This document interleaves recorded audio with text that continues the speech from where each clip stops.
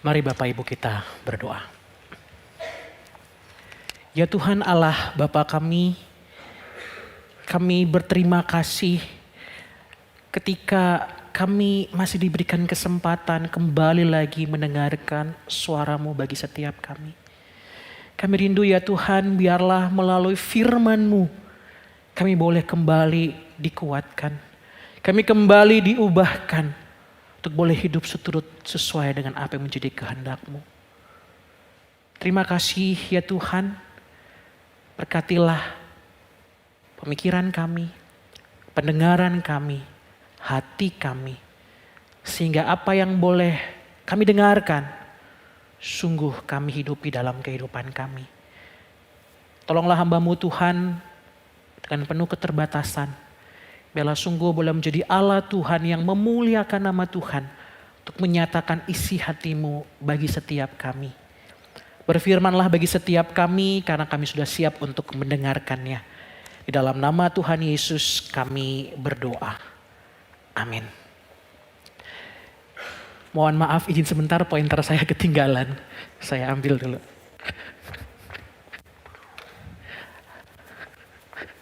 Oke, baik. Shalom Bapak Ibu jemaat yang dikasihi oleh Tuhan.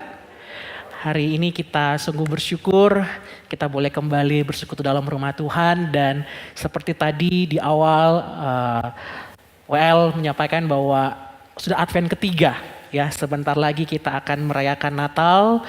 Bagaimana perasaan dan persiapan dari Bapak Ibu sekalian? Ada sukacita, ada rasa excited untuk menyambut kedatangan Tuhan?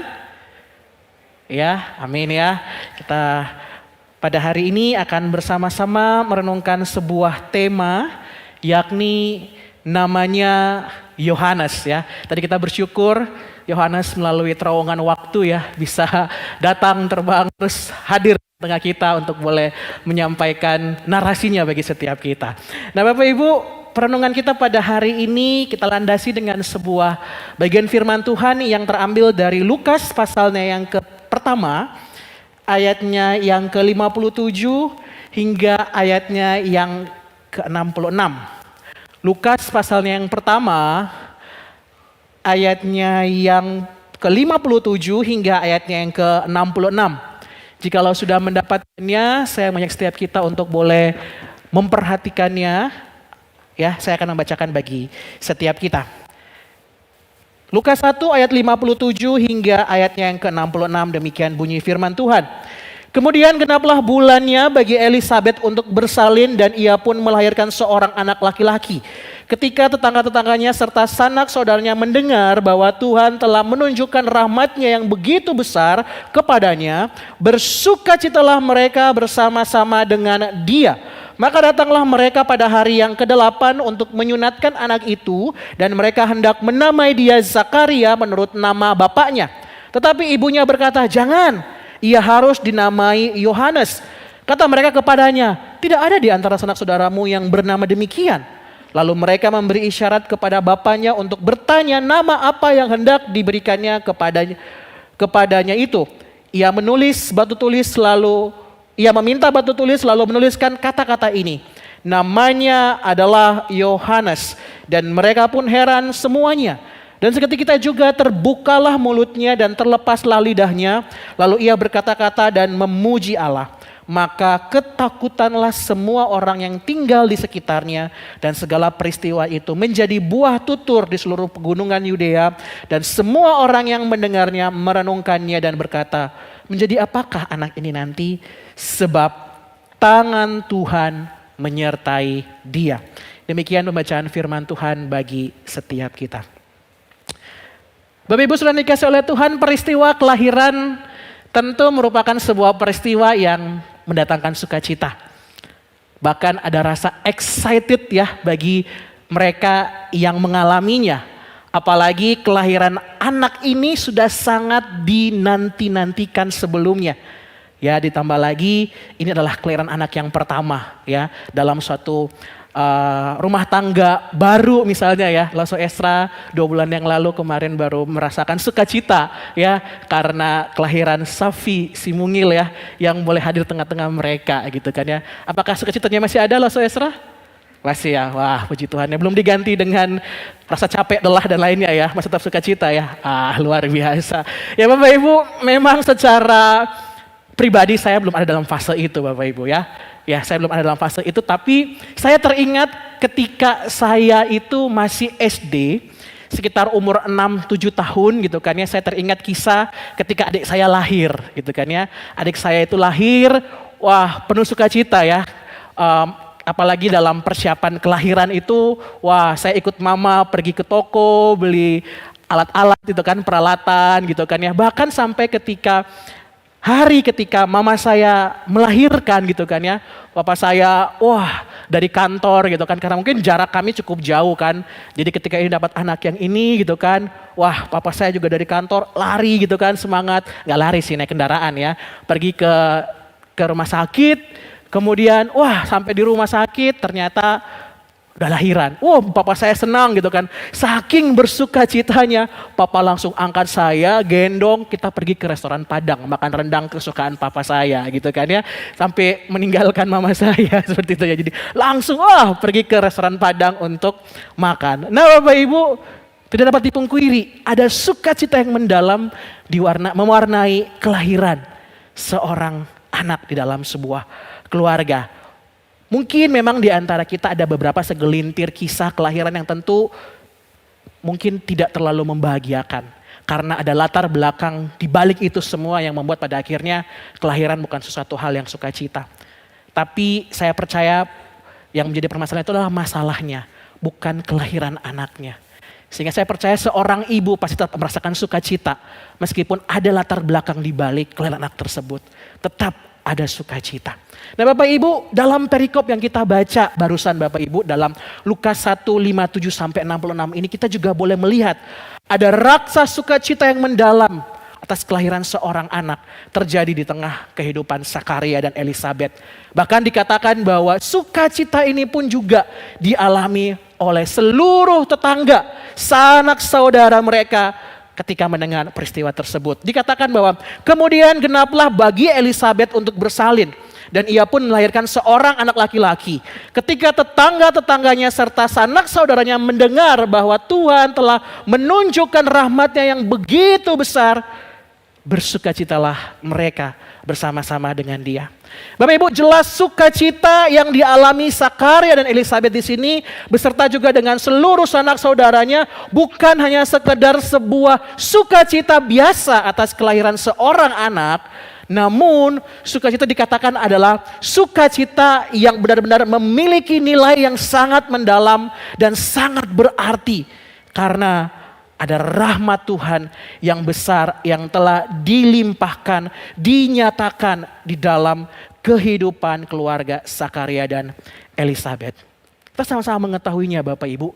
Di dalam perikop sebelumnya, tepatnya di dalam Lukas pasal yang 1 ayat 5 hingga 7 tercatat bahwa Zakaria dan Elisabet sampai di masa tuanya tidak memiliki anak dikarenakan Elisabet itu mandul. Dan Bapak Ibu, di dalam budaya waktu itu, kemandulan merupakan sebuah hal yang sangat memalukan. Bahkan dianggap sebagai sesuatu kemalangan yang luar biasa. Sehingga Bapak Ibu, mungkin posisi mereka di tengah keluarga pun juga tidak terlalu baik. Harkat dan martabat keluarga Zakaria Bapak Ibu dianggap mati karena tidak memiliki keturunan. Namun kita bisa melihat di dalam kisah ini Bapak Ibu, Tuhan menunjukkan rahmatnya. Tuhan menunjukkan kasih karunia-Nya, anugerahnya bagi Zakaria dan Elisabet. Ia menjadikan keluarga yang semula dianggap tidak berharga karena tidak memiliki anak, menjadikannya berharga. Dan bahkan menjadikan mereka, memasukkan mereka dalam rencana karya keselamatan Allah bagi manusia, di mana kelahiran anak ini merupakan pembuka atau persiapan datangnya sang juru selamat. Elisabet dijadikannya mengandung ya Bapak Ibu.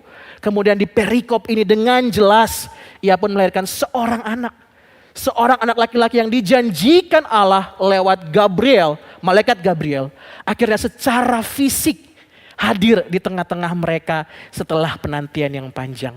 Bukan hanya sebuah nubuatan, tetapi tergenapi secara fisik. Anak itu lahir di tengah-tengah keluarga ini. Bahkan Bapak Ibu kalau kita melihat persalinan dari Elizabeth di usianya yang lanjut, secara medis ini merupakan sesuatu yang sangat riskan Bapak Ibu ya. Sangat riskan. Namun semuanya boleh berjalan dengan baik. Itu semua karena rahmat dan anugerah Tuhan. Sungguh besar Bapak Ibu rahmat dan kasih-Nya bagi setiap kita. Ia atau mereka yang dulu tak berpengharapan, kini dibuatnya penuh pengharapan akan hidup. Mereka yang dahulunya tak berdaya, kini dibuatnya menjadi terhormat dan penuh kebanggaan. Penghinaan berubah menjadi rasa sukacita. Bukan hanya bagi pribadi Elizabeth dan Zakaria, namun dicatat bahwa sanak saudara, tetangganya, seluruhnya bersukacita. Dan hal ini menjawab nubuatan Allah terhadap anak ini dalam Lukas 1 ayat 14 yang berkata bahwa kelahiran anak ini akan mendatangkan sukacita bagi orang tuanya dan juga bagi banyak orang. Bapak Ibu, Allah yang kita sembah, Allah yang kita imani saat ini adalah Allah yang sama yang berkarya dalam kehidupan Zakaria dan Elizabeth. Dialah Allah yang penuh akan rahmat dan kasih setia kepada umatnya. Allah yang tidak pernah meninggalkan umatnya dalam segala keberadaan mereka. Menurut kasih dan ketetapannya Bapak Ibu, Ia senantiasa berkarya mendatangkan rahmat bagi setiap manusia. Tangannya selalu nyata bekerja di dalam kehidupan kita untuk mendatangkan yang terbaik yang Tuhan sediakan bagi kita. Yang tidak mungkin bisa menjadi mungkin. Dan tidak ada yang terlalu besar yang tidak bisa Ia lakukan bagi setiap kita di dalam kasih dan kehendak-Nya. Tuhan sedang berkarya Bapak Ibu. Dan Tuhan bertekad untuk melakukan apa yang Dia katakan bagi setiap kita. Saya teringat Bapak Ibu, saya melihat Tuhan bekerja begitu luar biasa dalam kehidupan saya. Dan hal ini selalu apabila kalau dikasih kesempatan untuk bersaksi, saya selalu bersaksi ketika waktu di kampus tuh sering kali ada doa kesaksian gitu ya. Saya selalu bersaksi tentang melihat bahwa Tuhan bekerja dan berkarya luar biasa dalam kehidupan saya. Ketika saya diterima di Seminari Alkitab Asia Tenggara, saya harus bergumul untuk pembiayaan studi selama berada di seminari. Karena waktu itu ketika saya diterima, waktu itu masih zaman musuh Gabriel. Dia sedang mengatakan bahwa bersabar kami tengah mengurus. Tapi sampai mendekati hari H saya belum mendapatkan kabar. Sehingga ya saya pun juga harus mempersiapkan. Saya tidak mungkin minta ke orang tua karena saya hampir 5 tahun menyia-nyiakan segala kerja keras mereka untuk membiayai saya kuliah sebagai seorang mahasiswa desain grafis.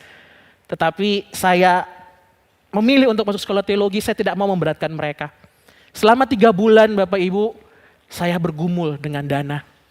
Namun bersyukur dengan penghasilan yang saya miliki sebagai seorang marketing waktu itu di sebuah stasiun radio, puji Tuhan 3 bulan itu saya mendapatkan gaji yang cukup.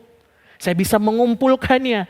Dan yang lebih luar biasa saya melihat Tuhan bekerja adalah saya tidak mengeluarkan uang sedikit pun untuk makan Bapak Ibu. Logikanya kalau kita punya penghasilan itu ada pengeluaran paling mendasar adalah makan Bapak Ibu. Ya kan? Makan, masa nggak makan? Masa nggak ada pengeluaran buat makan? Tapi saya merasakan bagaimana Tuhan bekerja.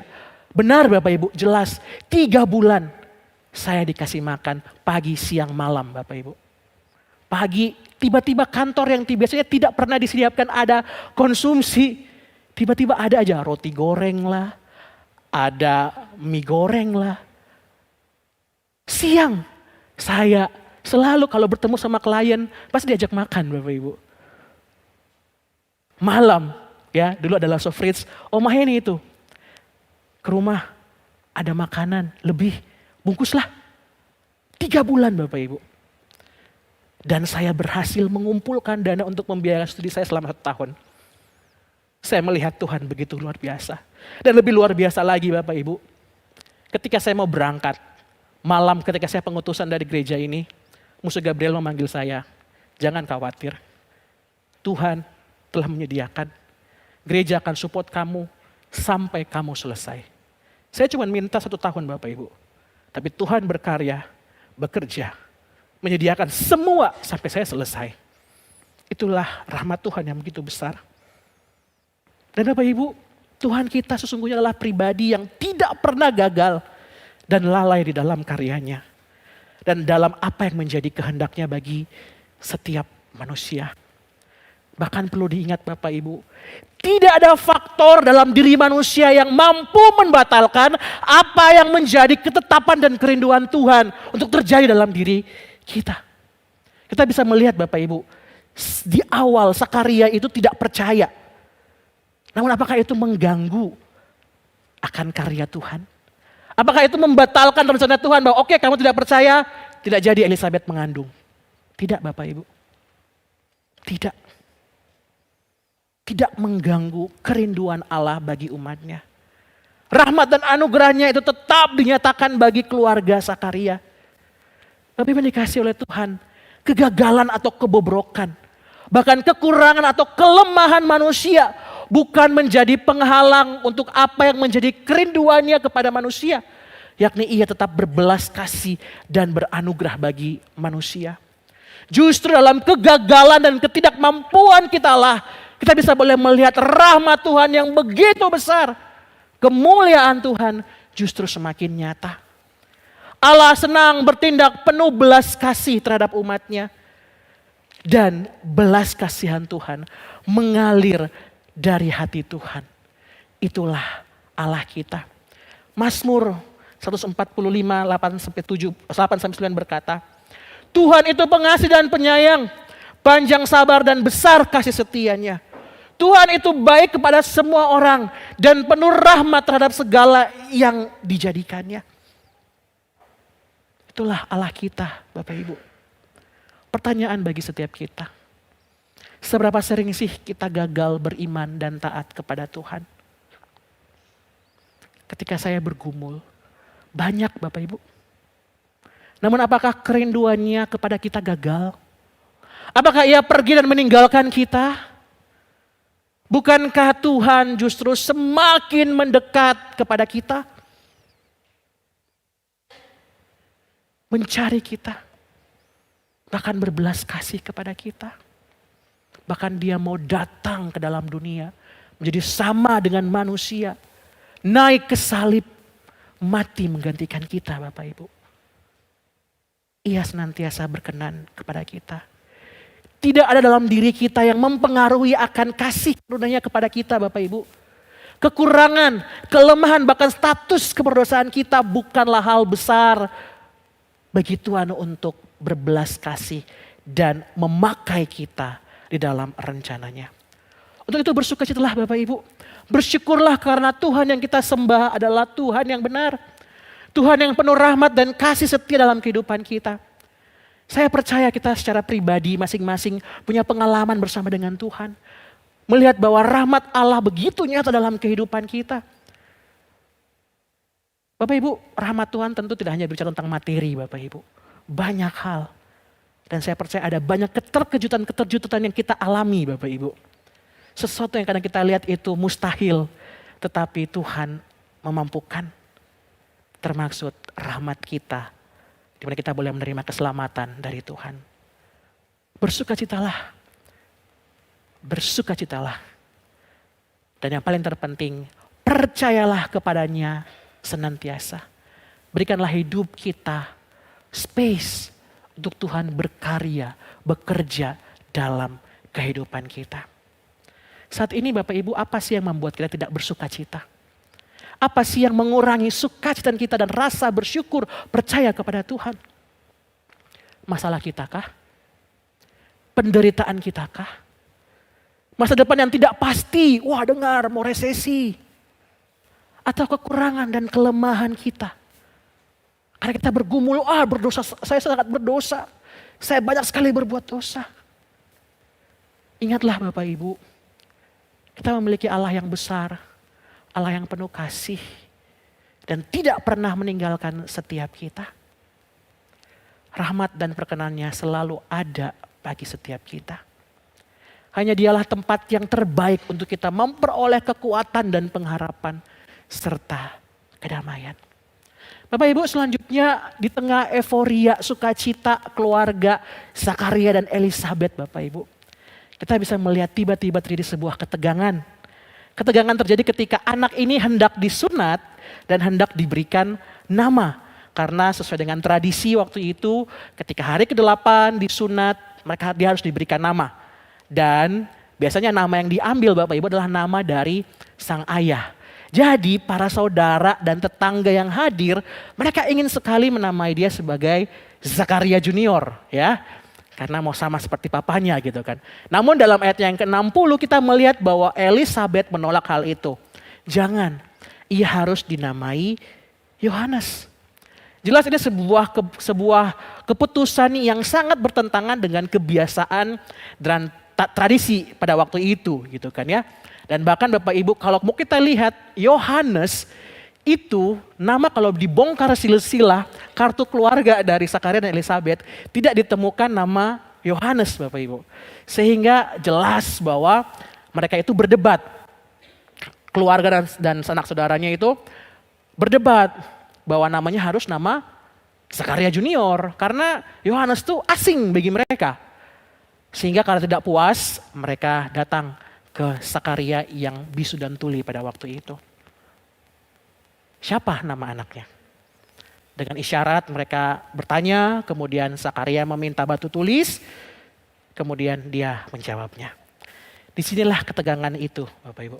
Ketegangan bukan hanya soal pemberian nama Bapak Ibu. Bukan hanya sekedar tegang karena berdebat dengan keluarga karena mau beri nama. Bukan. Tapi di sini ketegangannya adalah ketegangan iman dan ketaatan Zakaria terhadap rencana dan ketetapan Tuhan. Di sini sekali lagi kesetiaan iman dari Zakaria diuji. Dia gagal ketika mendapat berita tentang anak ini. Dia gagal. Tidak percaya. Namun apakah di sini dia juga kembali gagal? Jelas tidak ya Bapak Ibu ya. Kita sudah melihat bahwa Zakaria tetap percaya dan taat pada apa yang menjadi ketetapan Allah. Sebelumnya Allah berketetapan tentang anak ini bahwa namanya harus Yohanes. Inilah ketetapan Allah. Meskipun harus bertentangan dengan menjadi tradisi. Namun inilah ketetapan yang seharusnya dijalankan oleh Zakaria dan Elisabet. Mereka mentaatinya. Dia menulis bahwa namanya Yohanes. Tidak terlihat sedikit pun keraguan dalam hati Zakaria. Dia dengan yakin menulis nama anak itu Yohanes. Dia tidak bilang mungkin Yohanes, bisa jadi Yohanes. Tapi dia langsung straight to the point. Nama anak itu Yohanes seperti ketetapan Allah. Bapak Ibu, Zakaria dan Elisabet mengambil langkah iman yang tepat dengan ketaatan mereka kepada ketetapan Tuhan. Mereka memilih setia dan taat dan berani mengambil sikap yang bertentangan dengan tradisi atau kebiasaan pada waktu itu. Ternyata setelah apa yang Tuhan karyakan, setelah 9 bulan Zakaria mengalami masa keheningan karena kebisuannya. Hal itu membawa mereka kepada titik balik iman mereka kepada Tuhan. Zakaria tidak lagi mau gagal, percaya kepada Tuhan. Bahkan meski harus melawan kebiasaan, dia tetap setia kepada Tuhan. Dan hasilnya setelah itu semua terjadi, suara dia terbuka. Dia kembali bisa berbicara. Dan hal pertama yang dilakukan adalah memuliakan Allah. Ya, nanti pujiannya minggu depan Lasso Esra akan membahasnya Bapak Ibu. Jadi jangan tinggalkan ya, minggu depan hadir lagi Bapak Ibu. Nah, bagaimana dengan kita Bapak Ibu? Adakah kita senantiasa didapati penuh dengan ketaatan kepada Allah? Ataukah jangan-jangan Bapak Ibu kita ini mudah berkompromi? Penuh dengan rasa kompromi dalam ketaatan kita kepada kehendak Allah. Kita takut, tar dinilai, lu terlalu rohani. Sok rohani lu, cincailah dikit, gak apa-apa. Atau jangan-jangan kita takut ditolak dalam sebuah komunitas. Takut dinilai kamu terlalu kuno. takut bertikai. Sehingga kita mudah berkompromi dengan ketaatan kita pada standar ketetapan Allah. Kita hidup di tengah dunia saat ini Bapak Ibu dilanda dengan berbagai macam nilai, dibombardir. Ya. Dan yang terbaru ini kan kita selalu dengar istilah post-truth Bapak Ibu. Yang mana kebenaran yang sebenarnya itu tidak sah. Ya, tapi karena sering kali didengungkan, diangkat, opini itu selalu diangkat. Sehingga pada akhirnya apa? Karena semua sering mendengarnya, mereka menjadi percaya dan itu menjadi standar kebenaran. Itu menjadi suatu hal yang normatif. Kita bisa melihat zaman dulu mendengar istilah LGBT, aborsi. Itu sesuatu yang sangat aneh, tabu, bingung gitu kan ya. Dan merasa kayak itu sesuatu hal yang tidak benar. Tapi kita melihat dunia barat saat ini. Karena itu sering didengungkan, dinyatakan. Sehingga pada akhirnya itu menjadi apa? Standar kebenaran. Mudah dikompromi. Nah Bapak Ibu, bagaimana dengan kita? Di tengah dunia seperti sekarang ini, ketaatan kita sangat diuji. Kita mudah merasa takut dan malu untuk taat dan berketetapan pada kebenaran Tuhan. Karena kita merasa kita orang minoritas, takut tertolak. Dengan alasan penerimaan kita terhadap dunia ini, kita berlaku tidak taat kepada Allah. Bapak Ibu, ketaatan kepada Allah di tengah dunia dan di atas budaya yang berlaku tidaklah mudah. Standar dan ketetapan Allah itu kadang kita mengkomprominya atas dasar tradisi. Namun melalui kisah ini Bapak Ibu, melihat apa yang dilakukan oleh Elizabeth dan Zakaria, kita melihat bahwa ketaatan kepada Allah adalah mutlak. Salah satu musuh terbesar dari pengudusan, kesalehan dan peziarah kekristenan adalah apa yang biasanya diterima dalam budaya dimanapun kita hidup. Jadi ingat Bapak Ibu, kita ini adalah murid-murid Kristus. Yang sesungguhnya senantiasa hidup menjunjung tinggi pada ketaatan kita kepada Allah dan bukan dunia. Dan hidup sebagai murid Kristus, sesungguhnya hidup kita akan selalu terlihat bertentangan dengan dunia serta dibenci oleh dunia. Yohanes 15 ayat 18 hingga 19 berkata, Jikalau dunia membenci kamu, ingatlah bahwa ia telah lebih dahulu membenci aku daripada kamu. Sekiranya kamu dari dunia, tentulah dunia mengasihi kamu sebagai miliknya. Tetapi karena kamu bukan dari dunia, melainkan aku telah memilih kamu dari dunia. Sebab itulah dunia membenci kamu. Kemudian dalam Yakobus 4 ayat 4 pun juga berkata bahwa, hai kamu orang-orang yang tidak setia, tidakkah kamu tahu bahwa persahabatan dengan dunia adalah permusuhan dengan Allah? Jadi barang siapa hendak menjadi sahabat dunia ini, ia menjadikannya dirinya adalah musuh Allah. Sehingga Roma 12 ayat 2 berkata, berubahlah. Berubah apa? Biarlah hidupmu dibaharui oleh Allah. Taatlah kepada ketetapan Tuhan. Meski kegagalan kita tidak mempengaruhi rahmat dan belas kasih Allah, bukan berarti Bapak Ibu kita bisa semena-mena akan ketaatan kita kepada Tuhan. Itu sama dengan kita tidak hormat kepada Allah. Tidak mensyukuri akan anugerah Allah. Untuk itu setialah dan taatlah. Meski penuh perjuangan, meski ditolak, dipandang bodoh oleh dunia. Dan biarlah dirimu dipimpin oleh Roh Kudus. Agar hidup kita mampu bertahan dan ketaatan kita sungguh-sungguh datang di hadapan Tuhan. Dan selalu baharuilah hati dan pikiran kita. Maukah kita berlaku taat di hadapan Tuhan? Bapak Ibu, kalau kita mengingat minggu lalu ada satu statement yang disampaikan oleh Musa Cahyanto. Panggilan dari Allah, ya, panggilan ini menjadi muridnya dapat membuat kita itu dipandang bodoh, ya. Tapi satu hal yang perlu kita catat garis bawahi. Bahwa tetapi saat itu kita justru melihat kemuliaan Kristus dan turut bersaksi. Itulah yang dialami oleh Zakaria dan Elizabeth di dalam kisah kehidupan mereka. Dalam peristiwa kelahiran Yohanes yang penuh dengan hal-hal yang di luar kapasitas Bapak Ibu ya. Dalam perjalanan iman mereka dan ketaatan dari mereka pada rencana dan ketetapan Allah, justru kita bisa melihat hal itu mendatangkan kemuliaan dan menjadi saksi bagi banyak orang tentang Allah dan karyanya. Bapak Ibu, anak yang lahir di masa tua mereka penuh kemustahilan, bukan? Ketaatan dalam pemberian nama yang dinilai sangat unik. Kenapa unik Bapak Ibu? Ketika Elizabeth mengandung, Elizabeth menarik diri. Sakaria bisu. Dan dalam tradisi kalau waktu itu tuh bisu tuh bergandengan dengan tuli.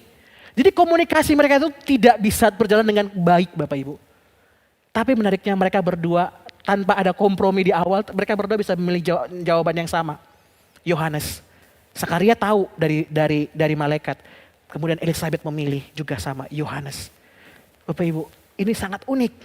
Serta kelepasan Sakaria dari kebisuannya. Hal itu membuat apa? Orang menjadi kagum.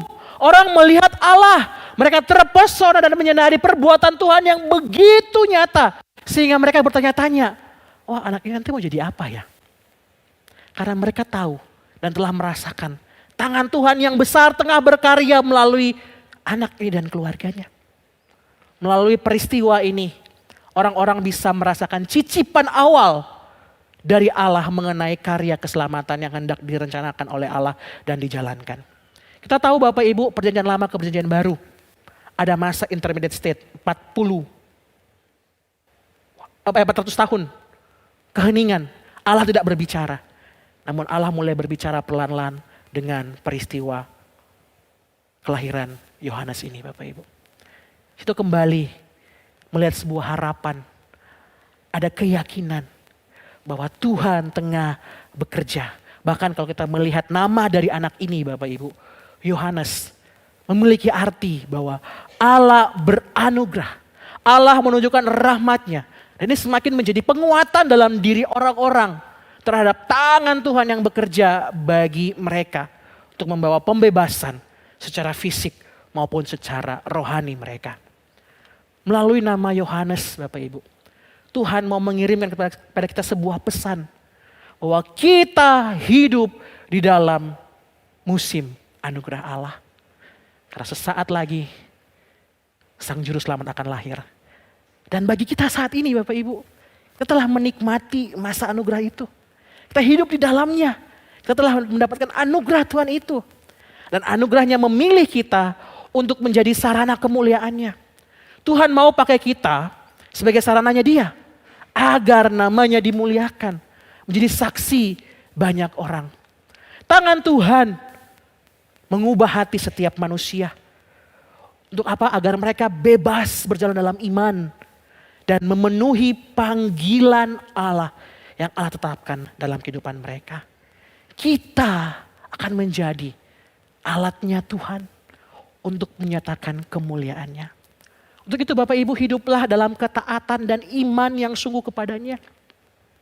Maukah hidup kita dipakai Tuhan untuk menjadi sarana kemuliaannya? Sehingga jaga diri kita. Pakai diri kita dengan sungguh-sungguh. Pikiran kita, perbuatan kita, perkataan kita. Sehingga setidaknya boleh memancarkan Kristus. Sehingga orang-orang yang melihat kita, melihat seluruh keberadaan diri kita, mereka bisa melihat Kristus dalam diri kita. Dan bukan hanya saja melihat Bapak Ibu, justru dengan diri kita, mereka bilang, saya mau menjadi pengikut Kristus.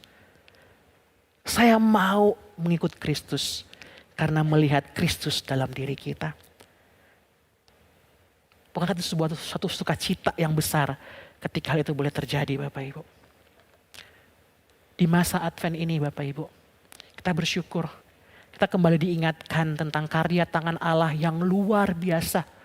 Melalui kisah-kisah seputar kelahiran Juru Selamat. Tidak disengaja ya Bapak Ibu ya, musuh memilih tema-tema. Tapi ini mau mengajak setiap kita untuk kembali menikmati dan menghidupi masa Advent ini bukan sebuah selebrasi. Bukan sebuah euforia semata. Tapi mengajak kita tentang pekerjaan Tuhan. Anugerah Tuhan yang begitu besar. Yang menjadi motor spirit pendorong kita untuk apa? Untuk memuliakan Tuhan.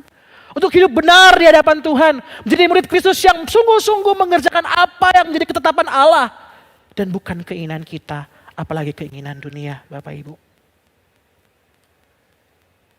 Bapak Ibu yang dikasihi oleh Tuhan, mari bersyukur, bersukacita, taat padanya, dan memuliakannya. Sehingga banyak orang semakin mengenal Allah kita. Namanya Yohanes. Mengingatkan kita akan rahmat Allah yang besar. Untuk itu bersukacitalah, bersyukurlah. Namanya Yohanes mengingatkan kita pada hidup yang penuh ketaatan kepada Tuhan. Nama Yohanes mengingatkan kita yang hidup di dalam rahmat-Nya, yang telah menikmati anugerah-Nya, adalah sarana Allah yang mau Allah pakai untuk menyatakan kemuliaan-Nya di tengah dunia ini. Kiranya Tuhan boleh menolong setiap kita. Mari kita berdoa.